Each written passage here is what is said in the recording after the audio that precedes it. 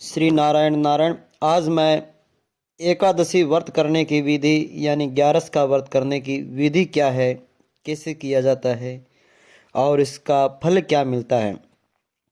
व्रतधारी को दशमी के दिन यानी जो दशमी तिथि है एक दिन पहले दशमी के दिन मांस और प्याज तथा मसूर की दाल इत्यादि निषेध वस्तुओं को त्याग करना चाहिए और रात्रि को दशमी की रात्रि को ब्रह्मचर्य का पालन करें।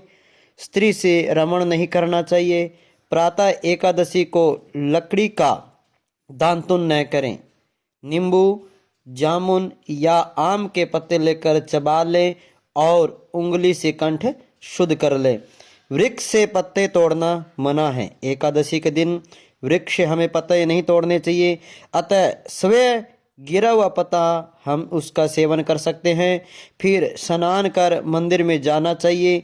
गीता का पाठ करना या सुनना चाहिए। प्रभु के सामने यह प्रण करना चाहिए कि आज मैं चोर, पाखंडी और दुराचारी मनुष्यों से बात नहीं करूंगा और न किसी के दिल को दुखाऊंगा। गौ ब्राह्मण को फलाहार देकर प्रसन्न करूंगा और रात्रि को जागरण या भगवान का कीर्तन करूंगा और ओम नमो भगवते वासुदेवाय इस 12 अक्षर मंत्र के मैं जाप करूंगा। ओम नमो भगवते वासुदेवाय। राम, कृष्ण, नारायण इत्यादि विष्णु सहस्त्र नाम को कंठ का भूषण बनाऊंगा और ऐसी प्रतिज्ञा करके मंदिर में प्रार्थना करें कि हे भगवान, आप मेरी लाज रखना और मेरी लाज आपके हाथ में है, अतः मेरे प्रण को पूरा करना। यदि अचानक भूलकर किसी निंदक से बात कर बैठें तो उसका पाप दूर करने को सूर्य नारायण के दर्शन तथा धूप दीप से भगवान की पूजा कर क्षमा मांग लेनी चाहिए। एकादशी के दिन झाड़ू नहीं देनी चाहिए। चींटी आदि जीव मर जाते हैं और एकादशी के दिन हमें बाल नहीं कटवाने चाहिए, नाखून नहीं काटने चाहिए और अधिक बोलना नहीं चाहिए। अन्न का दान देना चाहिए। एकादशी के दिन अन्न का दान देना चाहिए और अन्न का दान लेना भी वर्जित है। अन्न का दान देना चाहिए और अन्न का दान लेना नहीं चाहिए। झूठ, कपट आदि कुकर्म करना नहीं चाहिए। और दशमी के साथ मिली हुई एकादशी वृद्ध मानी जाती है। शिव उपासक तो इनको मान लेते हैं और वैष्णवों को योग्य द्वादशी से भी मिली हुई एकादशी का व्रत करना चाहिए और त्रयोदशी आने से पूर्व व्रत कर लेना चाहिए।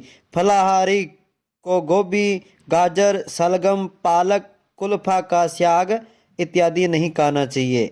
यानी फलाहारी की गोभी हो, गाजर हो, सलगम हो, पालक हो, कुल्फा का साग इत्यादि नहीं खाना चाहिए। और मूली, आम, अंगूर, केला, बादाम, पिस्ता इत्यादि अमृत फलों का सेवन करना चाहिए। प्रत्येक वस्तु प्रभु को भोग लगाकर या तुलसी दल छोड़कर खानी चाहिए।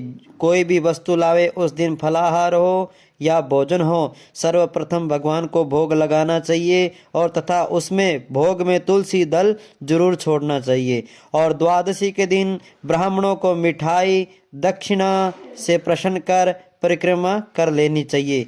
किसी संबंधी की मृत्यु हो जाए यानी हमारा एकादशी का व्रत है, एकादशी के व्रत के दिन हमारे परिवार में या किसी संबंधी की मृत्यु हो जाती है, उस दिन एकादशी व्रत रखकर उसका फल उसे संकल्प कर देना चाहिए।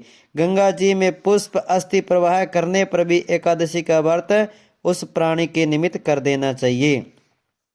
और प्राणी मात्र को अंतर्यामी का अवतार समझकर किसी से छल कपट न करना, मधुर भाषण बोलना, कोई अपमान करे तो उसे आशीर्वाद देना और क्रोध मत करना। कोई भी अपमान करे तो उसे आशीर्वाद देना, आप क्रोध मत करना। और क्रोध चांडाल का अवतार है और आप देवता के रूप हो, संतोष कर लेना चाहिए। और सदा मधुर बोलना चाहिए और सत्य भाषण बोलना चाहिए और मन में दया रखना। इसी विधि से व्रत करने वाला दिव्य फल को प्राप्त होता है। बोलो विष्णु भगवान की जय हो। बोलो नारायण भगवान की जय हो।